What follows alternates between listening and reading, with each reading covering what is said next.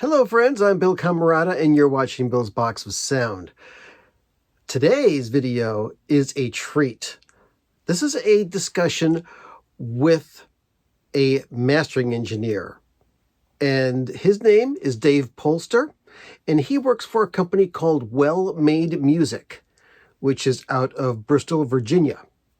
Now, they're not one of the big heavy hitters of the mastering world, but they're doing some really interesting work and some great sounding work. And I've used him in the past, and hopefully I will get to use him in the future for another project. But I wanted to give him a call, talk with him about some stuff, and I know that a lot of you are interested in these matters, including the question of digital recordings being transferred to vinyl. Are they worth it? Can they sound good?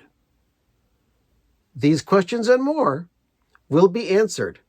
So I'm going to segue into it and listen to our conversation. Enjoy. You're very welcome. It's just that there's been a few questions that have arisen lately on the internet that it's like, I could answer these questions, but I think somebody who's much more qualified to answer these questions would be much better. And you came to mind. Oh, thank you. I appreciate that. Yeah, because nowadays lots of people are having interviews with the superstar mastering engineers like the Kevin Grays and the Bernie Grunmans and the Ryan K. Smiths and stuff like that. But there's other mastering engineers that do a good job as well. And I think you're one of them. And as I've already started this out, I want to let people know that this guy right here is Dave Polster from Well Made Music. And hey, everybody. He is the guy who mastered my record, which is by Spudlok. And it's available right now on Bandcamp, digital as well as on vinyl. And I wanted to have him on and ask him a few questions about what he does and how he does it and his opinions on some of the things that are going on in the vinyl and audio community at this time. So welcome, Dave. Thank you. Thanks, Bill. Thanks for having me. Appreciate it. My first question is, how did you get started in the mastering business? I know a little bit about this, but I want to hear from you. I was going to say, I think you know the backstory for the most part, but essentially I started working. I went to college for audio production at Ohio University a little over a decade now. Mm-hmm. And straight out of graduation, I was a Cleveland native at the time. That's where I was born and raised. And in this case, I started working at Gotta Groove Records, the pressing plant in Cleveland, Ohio, for those who aren't familiar. Mm-hmm. I started doing packaging, and then I eventually worked my way up to quality control. So that was really cool because a lot of those skills kind of transferred into working here at Well Made ultimately. But so I worked there for about a year and a half or so. And realized it was time for something new.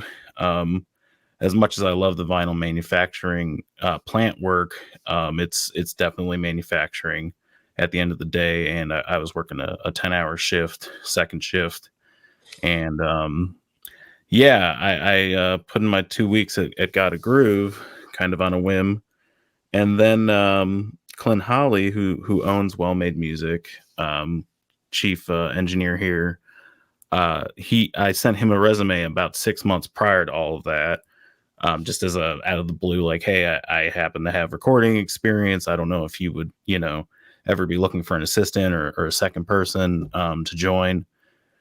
And to my amazement, he responded, and I came over. It was kind of funny. What was supposed to be my first day at Well Made, I was driving a 94 Honda, and it started leaking gas on me literally the morning I was supposed to meet him for the first day of work. And Just my luck. He was like, you have a week to figure out a new mode of transportation. And I lived on the east side of Cleveland, and he lived on the far west side of Cleveland. So it was about a 45-minute drive or so from place to place. So yeah, I stopped that morning to grab gas, and I went to, put the gas in the gas tank, and it literally just started falling right on the ground. And I'm like, Oh God. good. But luckily he was very gracious in that he gave me a second chance. And at the time he was predominantly working out of his house in Fairview Park, Ohio. Okay. And yeah, so I helped him with that. In terms of, well, I don't know what I helped him with quite yet at that point, but I helped him kind of get situated and figure out. Shortly thereafter, we moved into the 78th Street Studios building in Cleveland, which, for those who aren't aware, is the former American Greetings World headquarters. It's a really cool building. Nowadays, it's like an art space, several floors, and they do an event every month called Third Fridays that, Bill, I'm sure you're familiar with. Yep. And yeah, so I really helped him kind of move into that space, and ultimately we got both lathes, VMS 70s, which you can see one of them behind me, into that space, and that's where we worked up until about 2021, and then we moved down here to Bristol, Virginia, which is where I'm at right now. Yeah. Now, originally, when I heard that you guys are moving from Cleveland to Bristol, I was kind of upset, because it's like I wanted to see my record mastered. Oh man, I'm Wasn't sorry, ready at Bill. that time. Oh no. But taking a look at the big picture, in hindsight, I think it was a good move for you. Was there a specific reason why he wanted to move to Bristol? Yeah, so for those who aren't aware, Bristol, Virginia is a town here in Southwest Virginia, and it is known as the birthplace of country music. And Clint, for those who aren't aware, Clint Holly is a ginormous classic country music fan. Oh yeah. This was the site of what was called the 1927 Bristol Sessions, which RCA Victor, the main producer at the time, Ralph Peer was his name, and he set up shop in an old hat factory less than a mile away from where I'm at right now, and recorded the Singing Brakeman, Jimmy Rogers, the Carter Family, things like that. And it's known as the Big Bang of country music, often dubbed that. So he really felt a strong connection to the area. He'd passed through about 15 years back, I think, for the first time. We're not too far from Asheville, North Carolina, so he was on a trip towards Asheville, and he happened to stop in because there's also a museum here called the Birthplace of Country Music Museum. So he stopped in to check that out. At the time, it was just a storefront in a strip mall, and now it's a whole Smithsonian affiliated ginormous museum here. And he really liked it. And as you know, most likely, Bill, we also do the Earnest Tube, which is a direct to lacquer recording studio here in Bristol as well. That's very similar to how they would have recorded in 1927. We use, vintage microphones and record direct to an old Reco cut lathe, and it's all mono, all very minimalist. My mixing is moving people around the mic. There's really no post on it, really. That's still going on. Yeah, we're still doing that. We're still doing that. The studio space, for anybody interested in that, is just the website's theearnesttube.com. And we still bring in artists. We've had a handful of really impressive artists come through. Amethyst Kia is one that comes to mind. She's a native here in Johnson City, which is about a half hour away.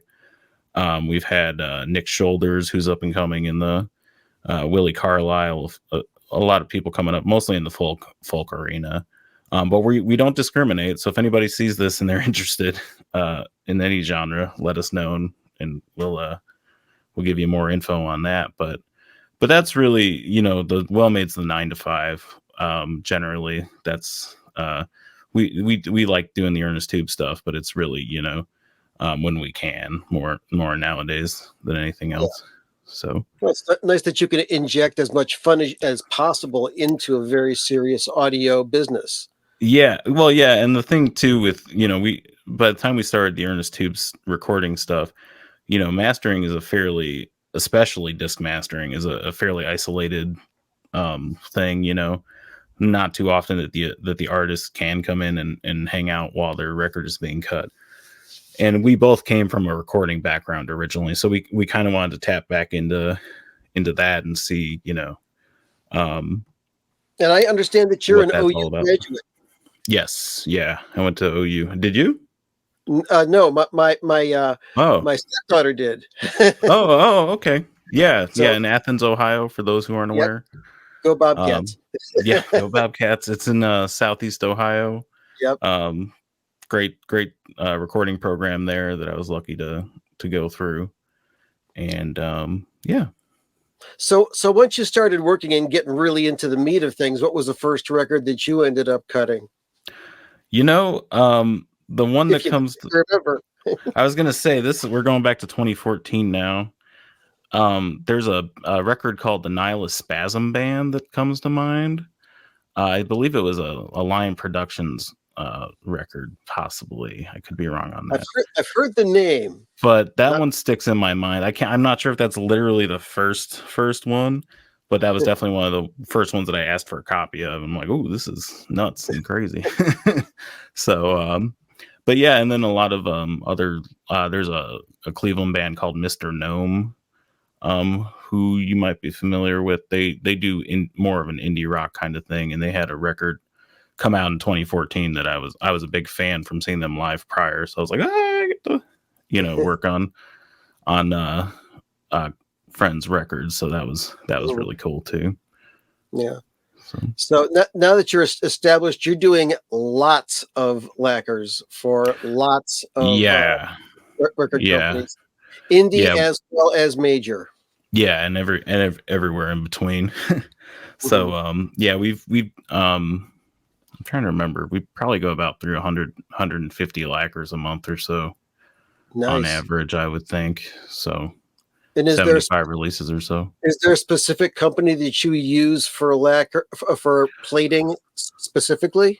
For plating? So there's a finite amount in the US at least. More often than not, since the bulk of the work we do is with Gotta Groove, they have their own plating shop in Columbus nowadays. Okay. So we send a lot of stuff there. Didn't that used to be owned by QCA a long time ago? Sort of, kind of. QCA. So those aren't familiar. QCA was a company in Cincinnati. That's right. Queen City Audio, I believe, is what it stood for. And they had a plating department back in the day. And for a while there, Gotta Groove was using them for plating. I don't think they're doing that currently anymore. I think they ultimately sold some equipment to Gotta Groove. Yeah. For that, but they did a lot of great work back in the day on plating, and they were actually grandfathered in by the EPA. So that's part of the reason they were able to reboot it in the 2010s, is because they were already grandfathered in. And I don't know what strings they pulled in Columbus to make that happen nowadays, but because a lot of chemicals and stuff like that involved that the EPA generally isn't a fan of. It's not all fun and games, but I'm glad that they've got that connection there, because a lot of people don't know that once you cut a lacquer, since it's so soft, time is of the essence. You got to get that thing plated ASAP. Yeah. Generally, if you can get it within the 48 to 72 hours, is ideal. From what I understand, I did have a chance to visit the plating shop in Columbus. If anybody sees this and they're around Columbus, Ohio, they do allow people to come and visit. It's called the Gotta Groove Electro Mastering Lab. So if you want to go check that out, you can. But in terms of other shops, we've worked with RTI. We work with SimCon in North Carolina is another one that's come online. Who else do we got nowadays? Mastercraft in New Jersey. He's been around for a very long time. His name is Desmond, the main plating gentleman there. But really, there's not too many in the grand scheme. I think Welcome to 1979. The recording studio had a plating shop that they recently sold to the Vinyl Lab, which is another pressing plant in Nashville. And and QRP, Chad Kasem, they have their own plating lab, which I've also been to. It's very clean. It was pretty incredible, actually. Nice. Yeah, me and Clint did a trip a couple years back from Salina or from Arizona, and we drove it back to a Presto lathe back to Cleveland from Arizona, and we went through Salina, just happenstance. We were like looking at the highway signs, and we're like, oh, it's literally like right there. So we called QRP. Yeah, we called QRP, and we were like, we probably won't be in Salina, Kansas anytime again soon. So do you mind if we swing by? And Chad was very accommodating, and at the time I think he had remnants of Doug Sax's old mastering lab lathes were there at the time. I think he's still working on this. Turned into a full-blown mastering facility. I was going to say, yeah, which I think they've moved right along with. This was probably about 6-7 years ago now. But yeah, it was really cool to meet them and see the facilities there, because as you know, Analog Productions and QRP are obviously doing some of the top of the line stuff nowadays as well. So that was cool to peek behind that curtain a little bit. Okay, and I wanted to talk about some of the records, because when I was I'm buying records all the time, and when I started noticing in the dead wax the well-made music, and start seeing Clint's signature in there, CJ3, yeah. And then I started seeing this funny looking DP. It's like a it's like a weird insignia thing that I was like, oh, it's clever. If you look at it from either side, you can like backwards golf clubs or something like that. And they do look like golf clubs or music notes, I've heard, And I heard this record here, the Residence Duck Stab. Yeah, I was gonna say Duck Stab, yeah. It's an old favorite of mine. I've got a very early pressing of it, but for some reason I picked up a red vinyl pressing of it and put it on, and I started hearing things I had never heard before on that recording. Where was this cut? Oh, awesome! Yeah, there's a DP right there, and you've gone on to do a few more Residence records. I was gonna say we've done a few, yeah, classic. And every now and again, I just get a nice surprise when I buy an album. And here's a real nice one that you did last year, the Bela Fleck Rhapsody. Oh, yeah, I'm glad you have that. Yeah. Well, I found out about it when I saw him open for John McLaughlin and Shakti in Michigan, and he did a solo banjo set, and he did the entire Rhapsody in Blue on solo banjo. That is incredible. Yeah. Amazing. And I have since found out that he is quite the audiophile, so he's very picky about his audio. Yeah. And I got to say, you did him justice on this Rhapsody. Oh, thank you. I appreciate that. Yeah. Bale is he's a good, for those who aren't aware, the reason that landed on our desk in the first place, I have to give a shout out to my mentor, Paul Blakemore, who's a mastering engineer for Concord Music Group. Okay, I've heard that name. For a long time, he was based actually in Cleveland. He was in Beechwood area. Oh, okay, that's where I know the name. Yeah, and he had a pretty amazing studio set up there that probably about 6-7 years ago now as well. I would spend Clint was kind enough to let me take a weekday off here and there to go spend time with him. And I'm forever grateful, because he is a Grammy-winning, amazing, not only mentor but friend. I actually talked to him on the phone last week to see how he was doing. He's in Nashville now. He's still working. He's still cranking out amazing masters day after day, and he's an analog tape specialist. Like if anybody has any questions about any various tape decks or tape formulations, he's your guy. He's got you.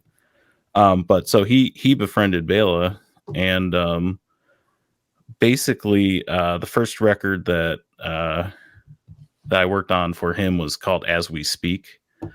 For those who aren't familiar, it's a really interesting record that he put out, I think in 2022, with Tabla and other international musicians and things like that, and him on banjo, obviously. And he got the test press back from that, and I guess he was very happy with it. And ever since he's been having us work on his stuff. We also have another record with Chick Corea that's coming out as well that Bela recorded before he passed, that we were able to cut lacquers for. So that's on the horizon here shortly.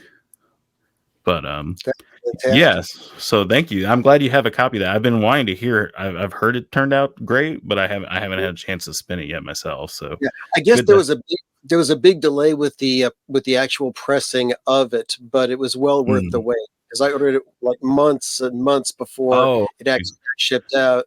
Yeah, we did have the first, I think I did have to recut that at least once or twice. There were just plating issues, and as you know, it's a pretty sparse record, so even one or two pops here and there was mission critical to get rid of.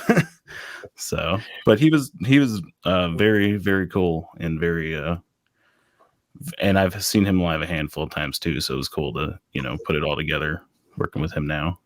Yeah. So now you don't just master records. You also do digital mastering, yes, for CD and for streaming as well. Yeah. And a lot of people don't realize that those are different types of jobs. Yeah. They're two pretty, you can get away with pretty much anything in the digital realm. Vinyl isn't noticeably less forgiving. Much less forgiving. Yeah.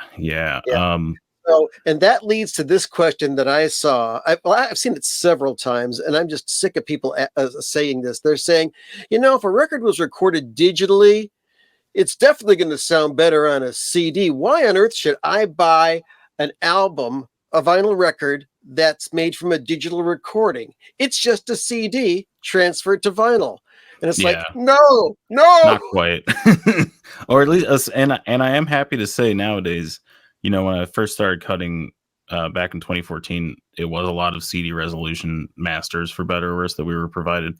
Nowadays, it's pretty routine for people to give us 2496 or even higher.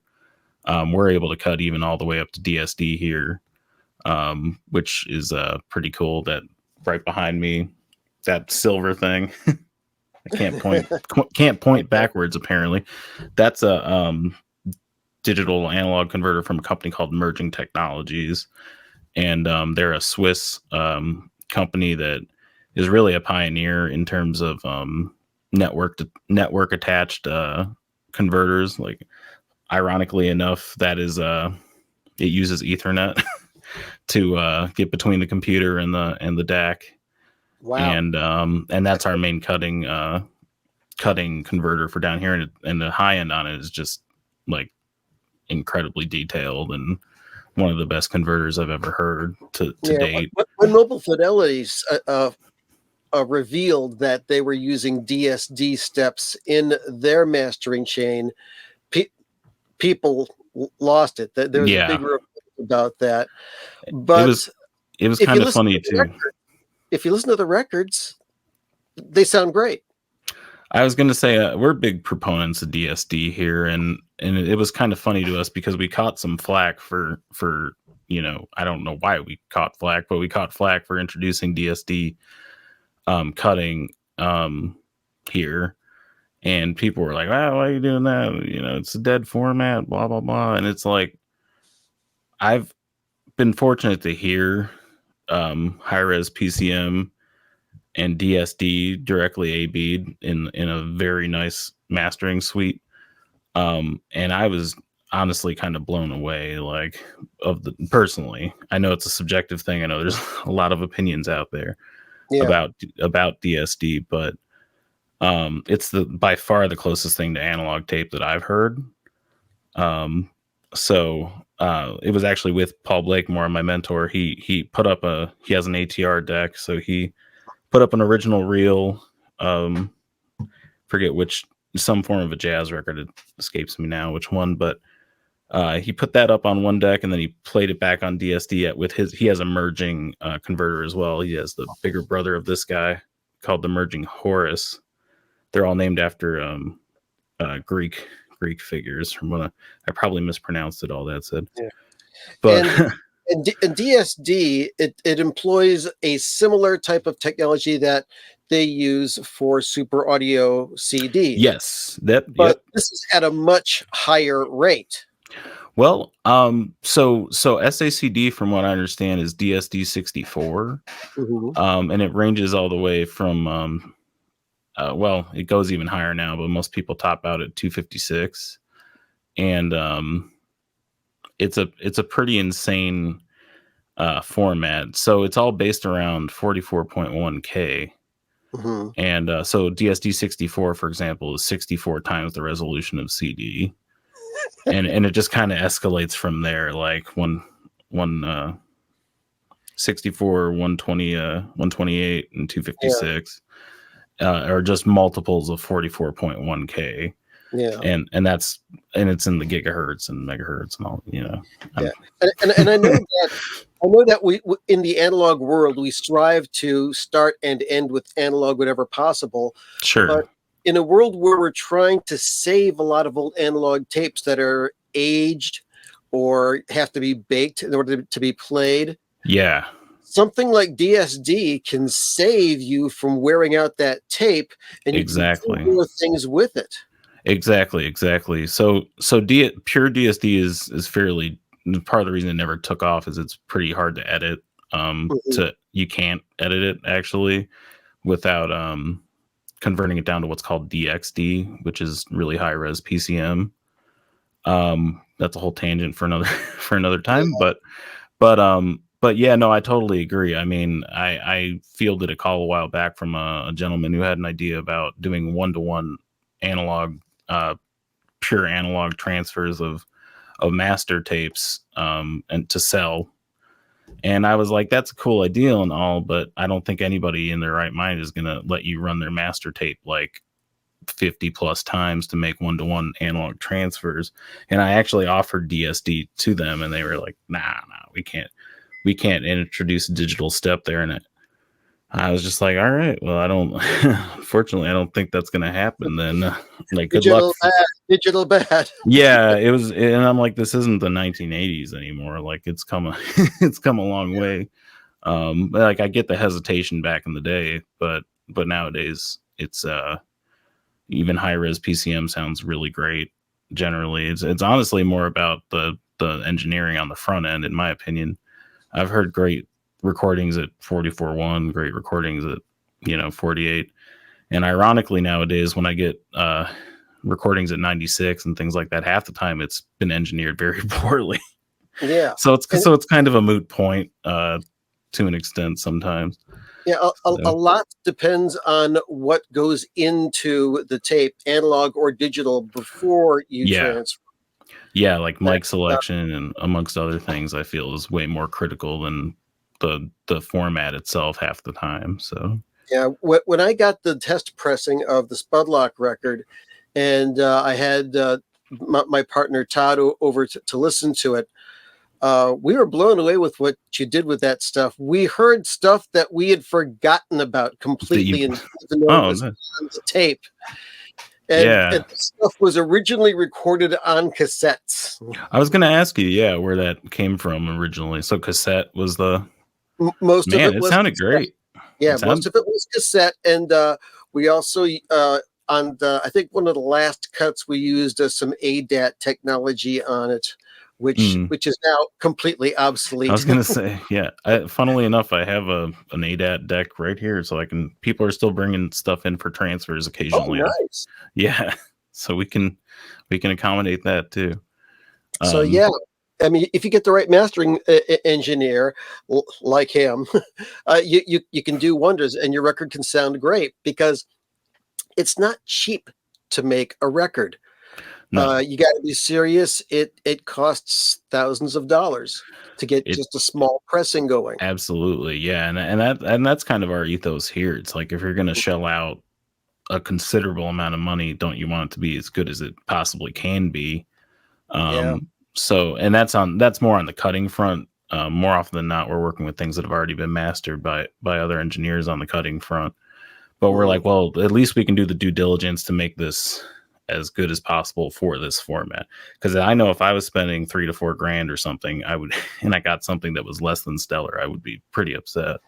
Yeah, So we kind of definitely. try and carry that logic through with both digital and the vinyl mastering. So Yeah. Hey, I hope you're enjoying this great talk with Dave. But I just wanted to remind you, if you are enjoying this interview, please like the video. Hit the like button. If you're not a subscriber, please subscribe to the channel. And if there's something you want to say about this, please leave a comment down below. I really enjoy the comments, and I try to read everyone and at least give a like and a comment sometimes to everything that comes through. Really appreciate it. Okay. Enough of the sales talk. Let's get into another interesting record subject with Dave. Going into a different direction, there's something that I have experienced in records forever. It happens a lot less nowadays, but it still does happen.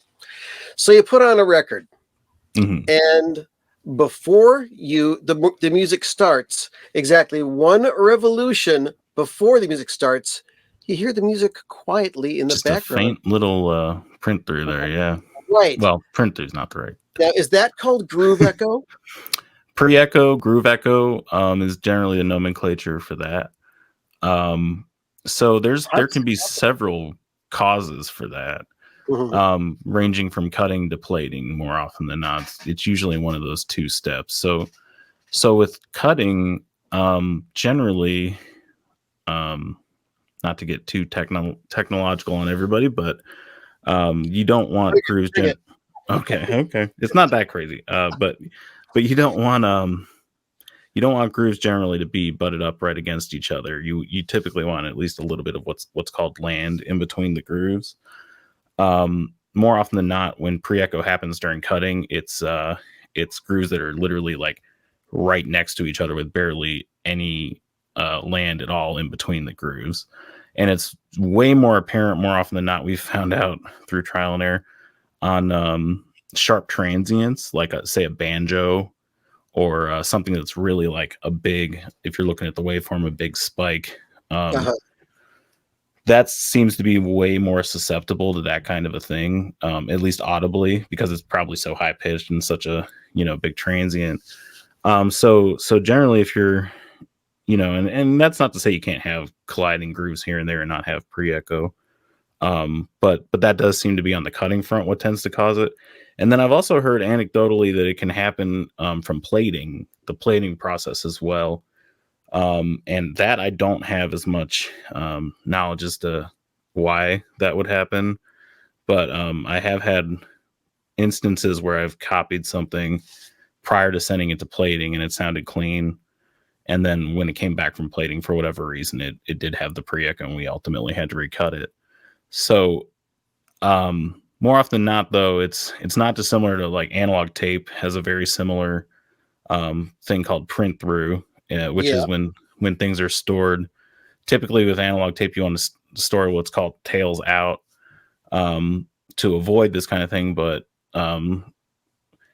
being a physical medium that a lot of people handled, especially back in the day, you can never guarantee that. And more often, it's when things aren't stored tails out is when you get what's called print through, and it's very similar. You'll just hear the faintest little signal of the next track during the silence right before, and that's literally from the recording printing through to the next adjacent layer faintly. So Okay.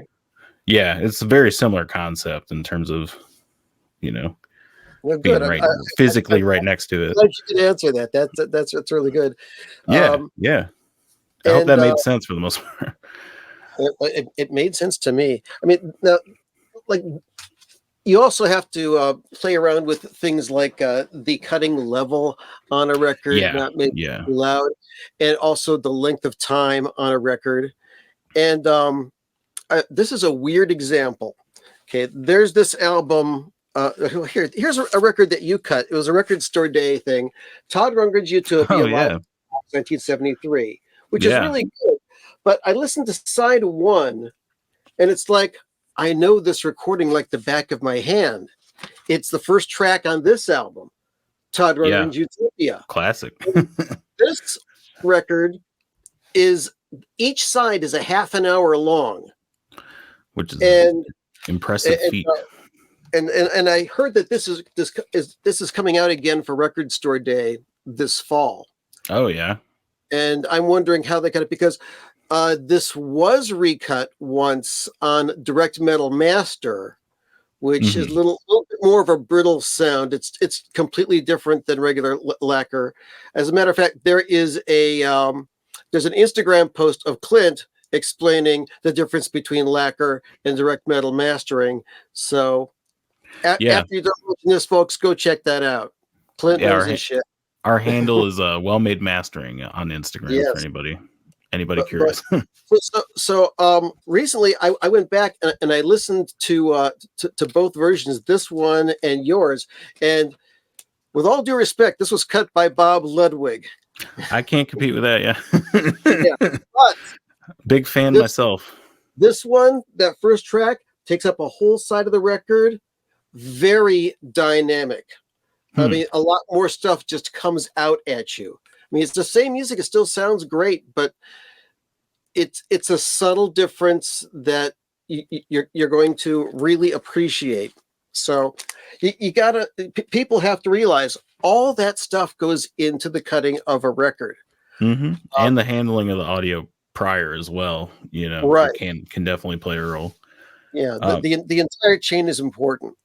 yeah, absolutely. And we even though more often than not we do get stuff, especially nowadays, sourced from digital originally, because that's just most likely how it was recorded, especially Right. of late.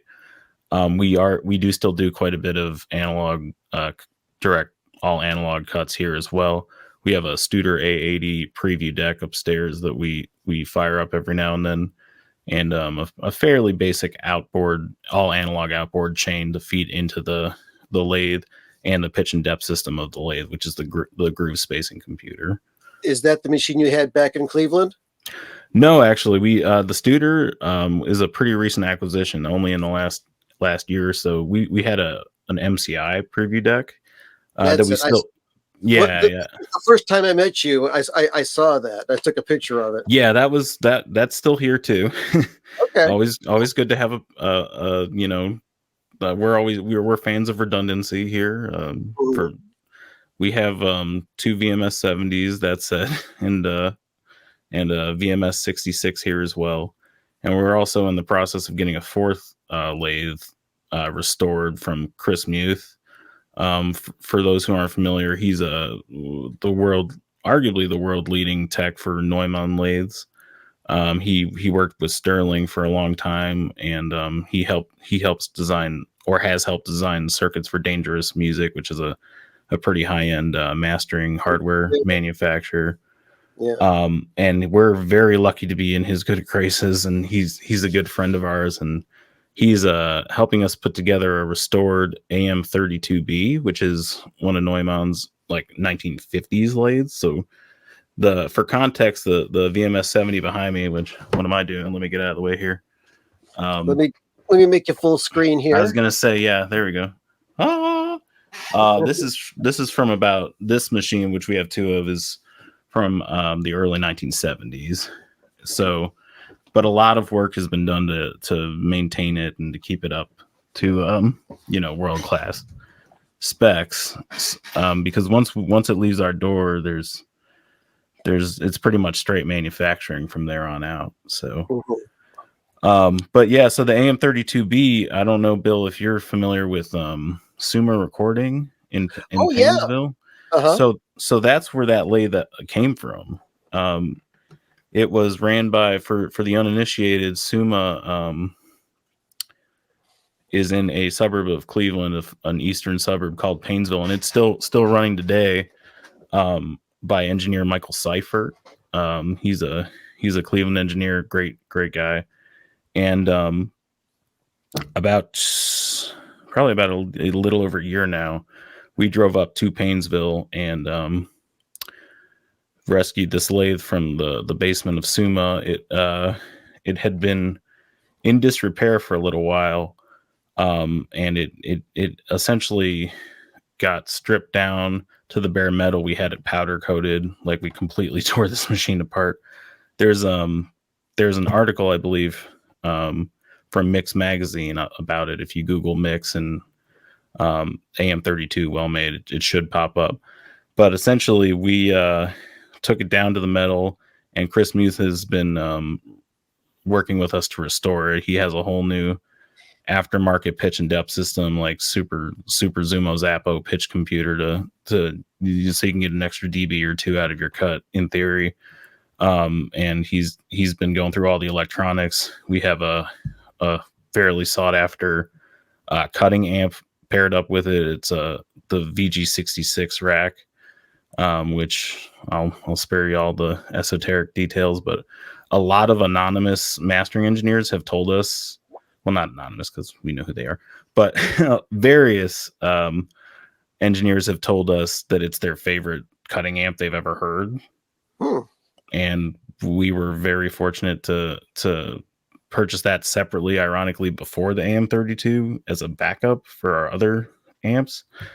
But now that came to be, we plan on pairing that together, and we're hoping to have like a lathe that will last at least for the remainder of Clint's career, is how he's looking at it. He kind of wants it to be his hot rod, and have a very nice front end and all that kind of stuff. So we're excited. We're supposed to be picking it up, I think, towards the end of this year. So it's right around the corner. And we dropped it, I think, off to him at the end of 23. So it's been almost a year now. So we're excited to see that finally come together. So that's really exciting. And I also want to give a shout out with Summa in mind to the late great Ken Hammond. For those who aren't familiar, he was a recording engineer in the Cleveland area, and he recorded hits such as Play That Funky Music, White Boy. A lot of Grand Funk Railroad recordings were recorded in Cleveland. And a couple of the classic Pere Ubu records. Yes, Pere Ubu especially is specifically at Summa too. The other ones he did at a different studio in downtown Cleveland, but Pere Ubu specifically, like the Modern Dance and everything like that, I believe was tracked at Summa. And if you get a chance to go out there, you should, because it's an amazing live room. They now have a ginormous SSL console in there. But back in the day, Ken Hammond actually hand built the recording console that was there for a long time. He was an electronics whiz. He worked with Telarc quite a bit to help them get their first digital converters together when Telarc was getting their footing and everything. And he's sadly departed. I think he died in 2003, and his son Ken Hammond took over Summa for a long time, but he also unfortunately passed a couple of years back. Oh, I did not know that. Oh, I'm sorry. Yeah. Unfortunately, I had the good fortune back in the 80s. I was working at an electronics store, and Ken came in and purchased some parts, and he hands me his credit card, and I see the name on it, and I said, "Wait a minute." Says, "Is this the same guy who produced the Modern Dance for Pere Ubu?" He says, "Yeah. How do you know that?"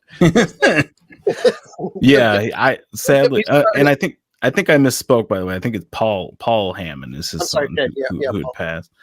But yeah, no, Ken. I wish I didn't get a chance to meet Ken, unfortunately, and I would have loved to, because he had such a storied career and making it happen in Cleveland.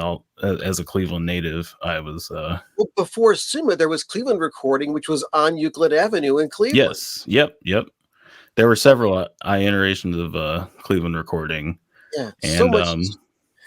And he was the main engineer for all of that. Mm-hmm. They moved, I think, 2 or 3 different times. Mike Bishop, who Yep. the late great departed engineer, Grammy-winning engineer based in Cleveland, worked with them here and there. I think he was a cutting engineer at Cleveland Recording. In fact, Telarc's first direct from Cleveland recording, direct to disc recording that they did at Severance Hall, funnily enough, the AM32 that I mentioned earlier was at that session. So a lot of Cleveland based history in that machine. So we're really excited to see that, that one come through. Unfortunately, they didn't use the parts from the AM32 because at the time they literally drove in a VMS 70, like the lathe behind me, from Hollywood, Mm-hmm. apparently. And since it was the latest greatest technology at the time, they ultimately decided to use the parts, I think, for the actual pressing from the 70. But still, if you look at the jacket for Direct from Cleveland, you can see a picture of 70s tastic Mike Bishop over the same exact AM32. And we were actually able to identify that it was matter of factly the same machine because of the wear pattern on the metal. We were staring at it after we picked it up and we were like, wait a sec. that's it. And sure enough, we were like looking at the parts, looking at the jacket, and we are like, yep, that's pretty confident to say that's that machine. So Wow. So a lot of Cleveland history in there too, which is great for us.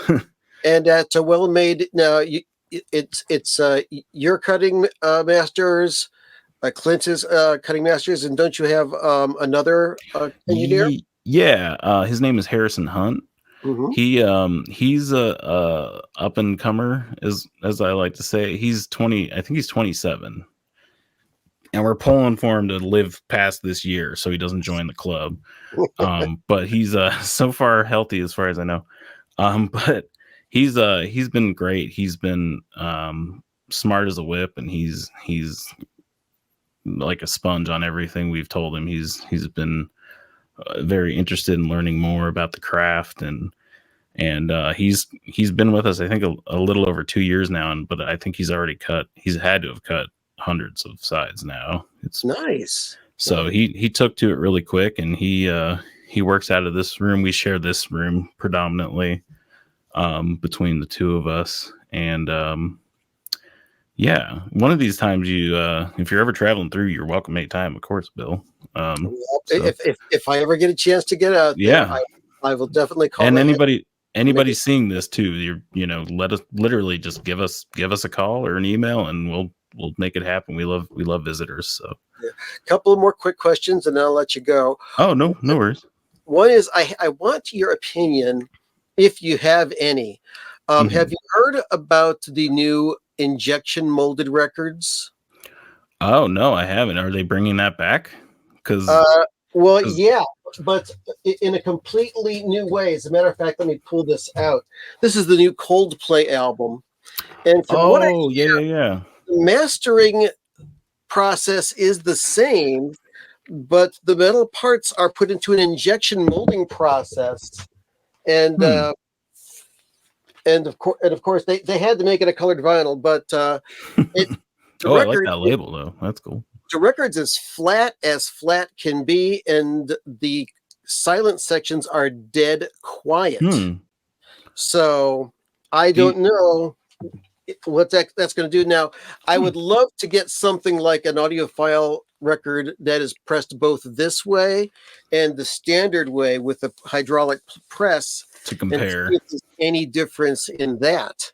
Yeah, no, that's a really cool idea. And I think I read too that record is has an eco-friendly tilt to it, which I'm all for too. The actual record is made from recycled plastic bottles. About the equivalent of 9 plastic bottles make this 140 gram record. Wow, that's really cool. The one thing that does bother us about the vinyl manufacturing industry is it isn't overtly eco-friendly. Yeah. So the fact of the matter that somebody, I think there have been other attempts in the past to do something similar with noticeably higher noise floor. So if there's one that's the best of both worlds, that's amazing. Have you had a chance to listen? So you did listen to it. You said it was quiet. I listened to it once, and the recording quality does not seem to be compromised, even though it's a Coldplay record. They're not my favorite band, but the silent parts of the disc are dead quiet. Just like a real good pressing from Gotta Groove or from QRP. Yeah, hydraulic. Yeah. I mean, I know they did injection molding back in the 60s as well. For a little bit there, I actually accidentally broke my dad's copy of the Who's Tommy that was injection molded. No. Yeah, it was. I bought him a reissue, and he doesn't care, so it's all good. A 70s reissue. I tried, but he had a 60s Decca pressing of it from his childhood that I might have accidentally dropped one of the discs of, and it shattered like a glass. Things happen. So sorry, Dad. but yeah, he's a big that's honestly probably part of the reason how I got into vinyl in the first place, is he had a collection that I don't know the exact origin story, but he was buddies with a DJ in Cleveland back in the day, and he would get all these promo copies and all sorts of stuff, and most of it musically was not my cup of tea. A lot of it was kind of meh, but there were a few winners in there. Like he had some of the Who, he had some Physical Graffiti by Led Zeppelin, all sorts of like random classic rock things that I would listen to while I was doing other things. And that's really when I just remember staring at the turntable as like a 12-year-old, just being like, and this was before any form of drugs or anything, but I was like, how is this? What is happening? Yeah, really. What is happening here? And it's still to this day is semi-magical to me that it works at all, to be honest with you. Just as a format, and that it's stood the test of time. Obviously it went away for a little bit in the early 2000s and well, I guess the 90s through the emergence of the CD, more or less, but it seems to be back with a vengeance. We're busy as always, and I'm just very grateful that I lucked into this, to be completely honest with you, in terms of I had a background in recording, but just the stars happening to align where I'm able to do it and make a living out of it is, I feel very lucky. So that's great. Yeah. I know Record Store Day Black Friday is coming up. Do you know of any of the records that are coming out that you may have cut? So yeah, we have three records coming out. Two of them are from Kraft, I believe. Kraft Recordings. We have Joe Baton record. For those who aren't familiar, Joe Baton is a Afro-Filipino kind of guy. He's a very influential New York-based musician who produced a whole lot of great Latin music and things like that. So that we actually were able to get the original master tapes from, and that's a AAA cut for that one. So that's coming out. We also have a record for I'm blanking now on who the other Kraft title is offhand. But I do have a list here. Okay. But if you look at our Instagram, it's all posted. We have that, and then we also have Coal Mine Records, which is a big client of ours. For those, oh yeah, you do a lot of work with Coal Mine. Yeah, we do a lot of work with Coal. Yeah, Coal Mine's amazing. They're like a neo soul label, I guess, for lack of better words, based in Loveland, Ohio, which is a suburb of Cincinnati, and they put out amazing records consistently. So there's a record for them coming out that's a part of that as well. So yeah, a lot of good stuff. And what's your favorite music to listen to when you have a chance to listen for pleasure? I'm kind of all over the place, to be honest. I know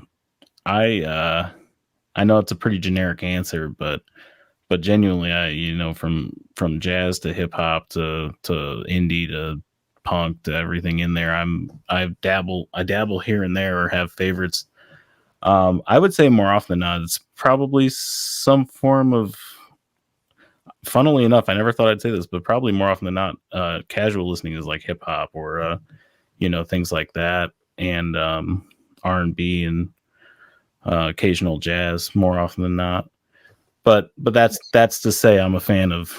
I used to do classical recording on location and things like that as well. So kind of all over the place, legitimately. Frank Zappa, of course, big fan of the Zap man.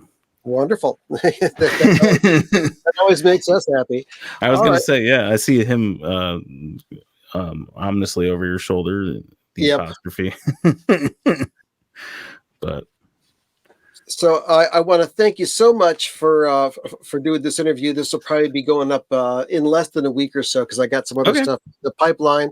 And don't forget, folks, he cut this album. So I was going to say, if you want to hear how good weird music can sound, Dave cut this, and he did a fantastic job of it. I can't thank you enough, and I can't thank you enough for doing this. So, anytime.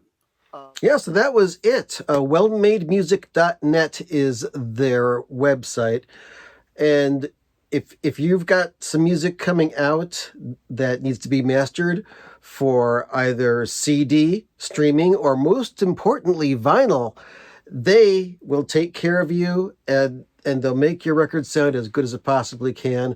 But for you, the regular consumer who's watching, just wanted to give you a peek into what's going on with them in the world. And, it's not just the big guys with the big hammers hitting everything nowadays. There's little guys that make fantastic sound as well. And, well, you can tell my affection for well-made music. So that's it. Like I said, like and subscribe and leave a comment if you want. I had a great time. I hope you did too. And we'll see you next time right here.